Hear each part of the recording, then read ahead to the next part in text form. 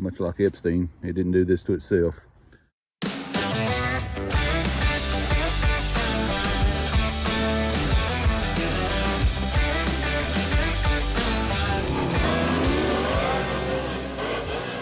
I'd say it's a nut job.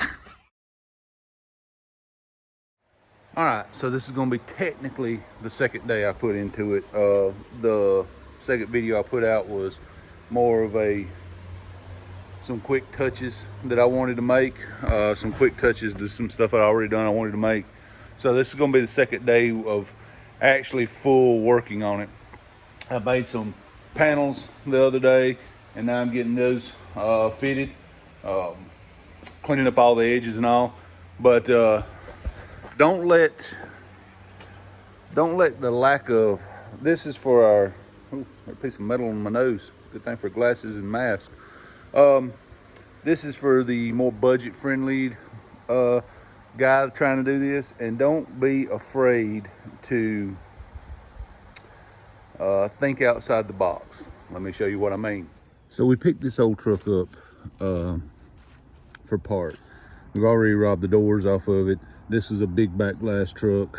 We cut the back glass out of it for another project.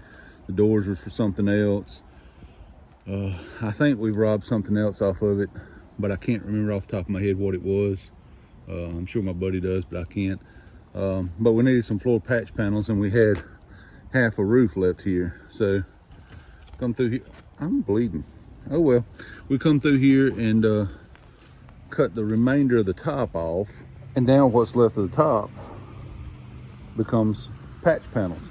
Now, don't be mistaken, all the aftermarket patch panels that you can buy for these trucks are 16 gauge metal. This is 14 gauge. I have a tool that measures the thickness of the metal. This is all 14 gauge, so this is actually better metal than the replacement panels you can buy. I then just cut a rough shape. This is not exactly what it is. Put a couple of breaks in here to go up to the toe area. Go past, this is where the floor humps up for the seat. I just started and then rounded off here. I just started really getting a rough shape. As I go on, this panel will take shape. It will be, well, what we refer to as heat, beat, and repeat. So, a little heat to make the molecules in the metal do all kind of stuff like this. Makes it easier to form, especially on a thicker piece of metal. You form it, let it cool off, check, you know, you do a few times like that, and then eventually you get to a part that you can tack weld into the floor. You start in one little corner and come down one side and tack weld, because you may have to tap, tap, tap, tap, tap, tap, tap as you go to kind of get, because let's face it, 60-year-old metal that you're forming it to is not going to be just perfect. So you may have to tap, tap, tap, tap and unperfect your patch piece. So that's what I'm working on today. I'm working on getting this side over here, getting it taken care of. We've got the driver's side 98% where it needs to be. We'll come over here, get this side dialed in, and then maybe jump back over and make one or two little small tweaks, and then we'll have the floor pans perfectly done. Hopefully by the end of the day. If not, first thing in the morning. And then once we're done with floor pans, we're moving on to what should be a lot quicker job, and that's getting the power brakes put on this thing. Again, the disc brake kit's already on the front, so I just got to put the brake booster, master cylinder, and run some brake lines, and this should be a lot quicker job. This should really just roll right out and go, and then it'll just be bleeding the brakes out, and that should be done. Then there's a couple of little things I need to take care of. The cooling system and the fuel system. I have to change the oil and plugs in this thing. It has to get done. The oil definitely has to be changed. It's already so thin, there's no viscosity left in this oil. So I need to change that, but that's stuff that, you know, those are 3-minute jobs that you don't really, I mean, that can be thrown into a video. You don't need a special video to change oil, you know what I mean? As you can see, much like the other side, this is all gone right here. As all this is gone, and of course there's a big hole in the floor right here. And it's weird, if you look at it at first, that there's a square hole right there, but it's not really weird at the same time. The reason I say that is because there's actually a square brace right behind that runs across through there. And I would imagine something had been packed in that brace for a long time, maybe mouse droppings, and it rusted right where it rusted the shape of that brace through this right here. So again, we have a patch for this. So we've got this. I'm probably gonna make this panel. I've already made this panel, and then I just have to, these two little spots right here, and clean everything up. This side should be done. Now I know that sounds like a lot. It sounds like a lot and it sounds intimidating, but it's really not. The same way as you say work a jigsaw puzzle, you work this. It may look intimidating with that 2,500 pieces. I don't even know how many pieces in a jigsaw puzzle. I don't know. However many pieces. It may look intimidating to see that box and then see all them little tiny pieces, but once you get a few pieces together and you start getting a little chunk of the puzzle, and the pieces start dwindling away and the chunk of the puzzle starts getting bigger, you find it really isn't that bad. It's just the getting started part takes a few minutes, takes a little time. After you've actually started, it just kind of rolls in. So we'll see that.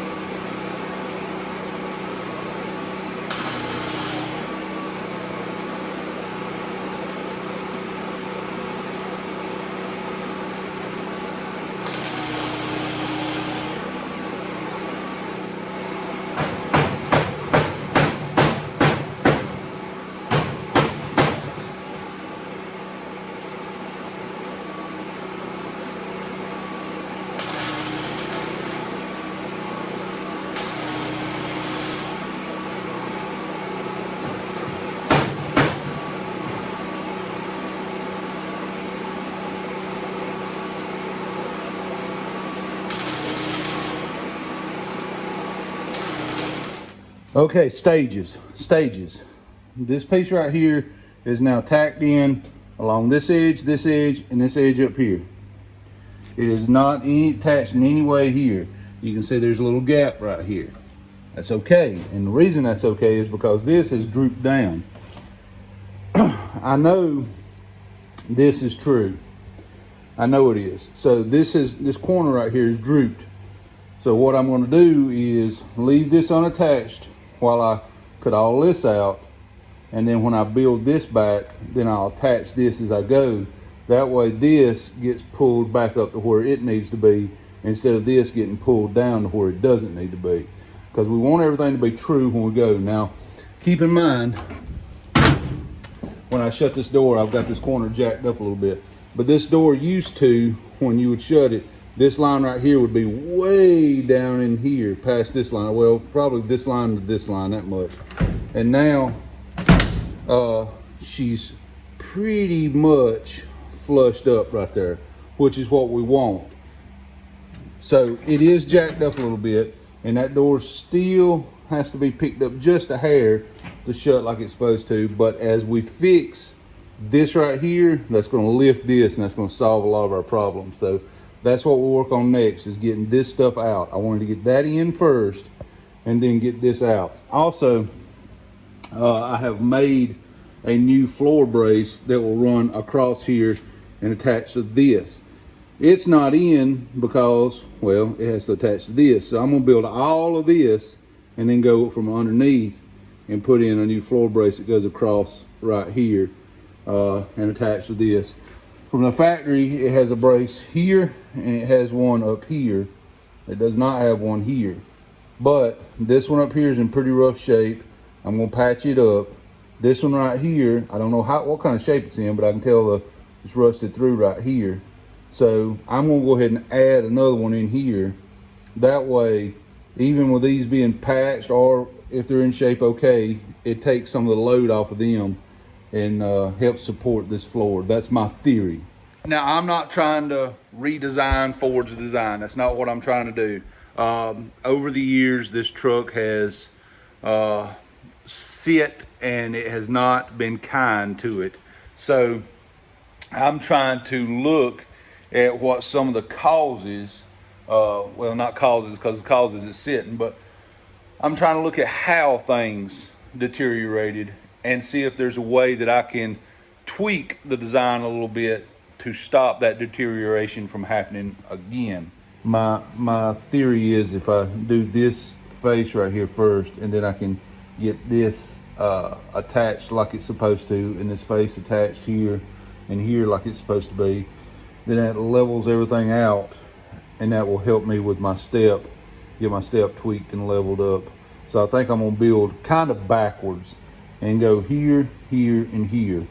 I think it's how I'm gonna do it. Just kind of start at the top and go downhill. You don't have to do things the way I'm doing them. I'm not saying you do. At the end of the day, the result will probably be the same no matter how you do it. I'm just telling you how I do it, showing you how I do it. I'm not claiming to be a Ford engineer in any means. I'm just a guy that understands a little bit about metal, and I spend a lot of time with metal. So I'm trying to, if I start at the top, work my way down, then I can take a little lip, roll, weld it there. So I can change the seams instead of it being stacked this way and there being a little crease that moisture can get in each way down like steps. I'm gonna go the other way, so I cover those seams, and if there is a seam, it's up. So moisture can't come up, it can only go down. So in theory, it should stop this from ever happening again. All right, so now is where the, let's call it finesse game comes in. I've got part of that step cut out. I've left this, I actually managed to get the plug welds out. Get them off. I've got the brace exposed there and cleaned up. The brace is actually in really nice shape, except for one little spot right back here at the back, and I think I'll patch that spot because this brace is in pretty good shape. The step has a little lip that comes down, and they would get plug welded. Just all factory sheet metal is plug welded. You don't see any solid welds around them. So if you see that, then you know that's a replacement patch that somebody done. So what I'm gonna do is make that longer, and then I'll clamp it to the step, get everything. I'll use my jack to tweak. This is where the finessing comes, to tweak out and back till I get the door jamb exactly like I want it. And then I will plug weld that step to the bottom of it. Then that extra that's hanging off, I will trim it so that it's the same lip all the way around as the step and kind of look factory-ish. That's the plan. We'll see how my plan actually goes, but that's what the plan is. And then of course, like we did before, make these two corners right here. This corner right here is way worse than the one on the driver's side, although the brace is way better than the one on the driver's side. So it's give and take. And at the end of the day, that's what we're after. We're after looking good. I mean, these steps are very important to the owner. He wants them to look really nice, so we're going to give him some really nice steps, and go the extra mile to make them really nice. So that's the next plan, is to cut and make that face piece and make it, like I said, I'm not much longer, just maybe an inch longer than what it originally was. That way I can tweak the step and get the step just right, clamp it all together, plug weld that across through there, and then trim the bottom of it so that it's the same, instead of, not that anybody's ever going to lay under the truck and check the alignment of panels. I mean, not that that's ever going to happen, but that's just going the extra little mile to make sure that this thing is fully rock solid and is mated together on every surface as possible, and just one step closer to saving another one of these old trucks. All about trusting the process. I'm working on making the face piece for that right now. All about trusting the process. There's steps to it. Once I get all the metal in there, get everything sanded down and it's pure metal, I'll put it in high build primer. Sand that high build primer. Put another coat on. Sand that high build primer. Put another coat on. That'll get the metal work itself as good as it possibly can be. Take a look at this driver's side over here. The metal work is as good as it can be. There's about 3 or 4 coats of high build primer on there, and I've sanded in high build primer. The metal work right here is about as good as you can get the metal work. You can see all the blend is real well in these corners. All of it is blended real well. The face on the step is super smooth and nice. Now there's one little spot, and I'm not gonna point it out because then you will never be able to unsee it. There's one little spot that the metal work, I mean, it is what it is. The metal work just can't get any better than what this is. This is as good as it can get. All the seams are blended. The steps look good. The face looks good. The metal work itself is, you can't do any more with actual metal. You can get to the point with metal to where you overwork it, and then it cuts that tin candy kind of stuff. So the process is to get the metal as absolute close to perfection as you can, knowing that you will never get perfection out of just solid metal. And that's where the little skim coats come in. People give putty and stuff a bad name because they try to coat it on a 10 feet thick. If you do body work correctly and you coat it correctly, then you should still be able to stick a magnet to it. That's how thin it should be. It should only be there to create little minute little spots. I haven't got to that on that yet. That over there is still pure metal with a lot of high build primer on it. And it looks absolutely just phenomenal. It's dead nuts smooth, so it's there. Now I just got to get the other side like it is, and then that's where you would come in and get ready for paint, and paint would be the bodywork side of things. Metal is never going to be metal's porous. It's never going to be perfect. So if you want the paint to be perfect, then you have to have a skim coat. But that's neither here nor there on that. As far as metal work goes, the metal work is as close to perfection as it can get. There's one little spot on the driver's side where there's a little dimple in the metal. That's not anything I actually put there. I didn't even weld on that area of the metal. That was always there. There's, just as we talked about on this side where I cut the whole thing apart, there's a brace back there, and the metal's fine. It's just been dented up right there, and there's no way, that brace is a solid box. There's no way to get behind it to hammer and dolly that back out. So there's no way I can do that short of cutting it all out, hammer and dollying it, and welding it back. And we're not trying to win a concourse restoration with this thing. So this is going to be a driver. So at the end of the day, there'll be muddy feet all over it anyway. But again, let's go back to what I was saying. A skim coat, a body filler, will make that thing disappear and you'll never know it's there. So in cases like that, that's where you get the importance of a skim coat of body filler. But again, we're talking about something that doesn't matter to what we're doing over here. On this side, we're trying to get all the pieces cut and made and welded in. And now we've got the step face. We're working on that, and we got to get that straightened out. I know we're kind of jumping around, but again, trust the process. It's hard for me to film everything and get things done by myself. But if you want things done the way that Ford did them, drill you some holes and do spot welds. When you put your panel in there, spot weld it down. Once we get those spot welds in there, if anybody's ever tried to take a spot weld out, you know how strong a spot weld is. So I'll get in there and get the step spot welded down, and then I can start building them little corners. Then we can start doing the fine finesse work and getting the primer down and start sanding and using that high build primer to get us a smooth surface. And I've got enough grinding and welding dust in my beard. It almost takes away all the gray, so it's kind of a good look on me, don't you think? I'm gonna be honest, that right there was almost too pretty to make a patch panel out of. That's some pretty, if I can get a light on it where you can see it, that's some pretty color right there. But we got our patch panel made here, the little drop off made here that runs right into it, curve in here. So all this is made now. Just gotta clean it up a little bit. All this is done now. Just gotta clean it up a little bit. Gonna get a little high build primer on it. I still have not done this over here yet. But I'm gonna put a little high build primer over everything just so I can see where I'm at. And it'll stop all this bare metal from rusting overnight, because it does look like it might come a little shower, and with humidity in there, I don't want rust.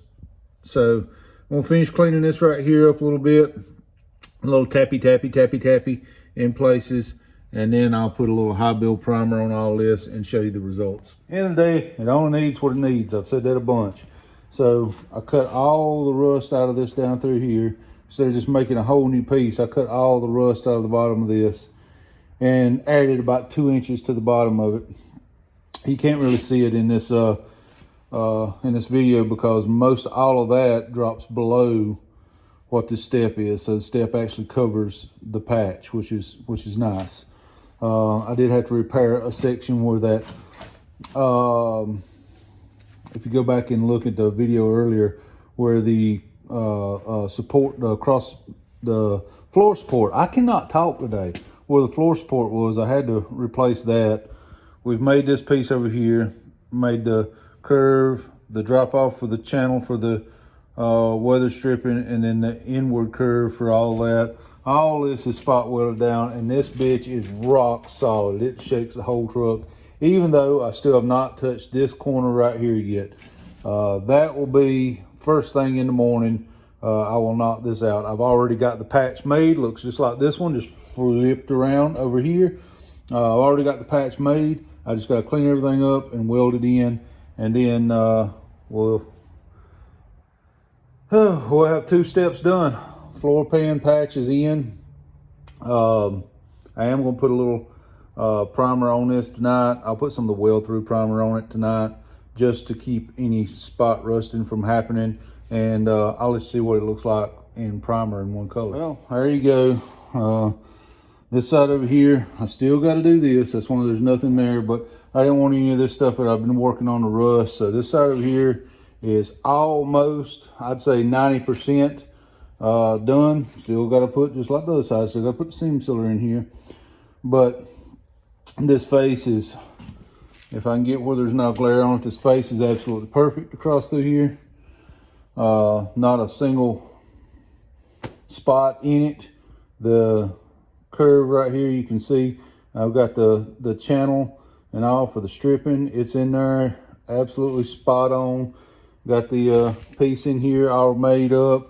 So now it's just to do this piece, and I'll do that first thing in the morning. But there is the passenger side, how it's going to turn out. Almost, like I said, there's still a little work done.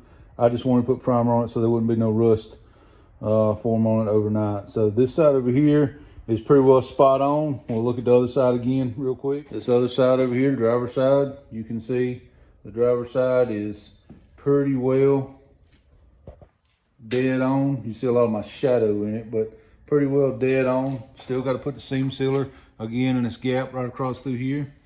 But this side is pretty well spot on. So that means the driver's side is pretty much done. Got to put the seam sealer in again, like I said, put another coat of primer on it. The passenger side, I got to make this front corner, then seam seal everything, put primer on it, and then the floors and all will be done. And we can move on to the brakes and all tomorrow at some point. Now, probably since I'm going to end this video here and still need to make that corner, I'll have making that corner and finishing that up in the same video we're doing the brakes, the booster and the master cylinder and all. Now, I'm telling you the times just so you have a realistic expectation of about how long stuff should kind of take. And then there's a lot more finesse that could be done. You could go even further and come in there with that skim coat and really sand it down and finesse that out and have a showroom step on it, and you would be adding more time to it. But we're talking just metal work, because right now there's nothing but metal in these. There's no skim coats or nothing. So just in metal work, I have about 12 hours on that side, and I have right at 12 on this side so far today, but I don't have the front corner here done yet. I shouldn't say I have 12 hours a day, and I have 12 hours total in this side. So right now we're at about 24 hours in both sides. I will probably have another 4-ish hours in this side. So let's just round it off and call it about 30 hours to do these steps in just the metal work. So keep that in mind if that's something that you're looking to do, that it is time consuming. It's not difficult. You can jump in there and you can get really good results and make these things look really sharp and nice. It just takes a little bit of time. Now, if you've never done it before, of course, it may take you a little longer. So those are just some things to keep in mind, just so you understand what's going on. Now, I'm sure if you have really high-end stamping equipment and a machine shop and all kind of stuff in your place, you might could do it a little quicker. If you don't have any patch panels and you're out here with a 2x4 and a hammer trying to beat these things out, might take you a little longer. The point is, don't rush it. Enjoy the process. It's something that's cool and something to get to see and get to experience, and it's something that you'll know for the lifetime what's in your vehicle when you're done. I'm going to end this video here. We will have at least some metal work in the next video, but in the next video we'll also be doing the brake booster and master cylinder and putting brake lines, and we'll get the brakes sorted out on this thing so that we are one step closer to this old rig being back on the road again. And that's what it's all about. It's all about saving these things, getting them out on the road, and just having some fun in life. You know how hard it is sometimes just to have fun in life? And you got to get out there and enjoy it. Get your creative kick on, do what you can, make your truck stinky cool, and just get out and drive and enjoy it. Don't let the world beat you down because you got a cool truck and they don't. Hope the Lord bless you more today than he did yesterday. God bless y'all. We'll see you on the next one.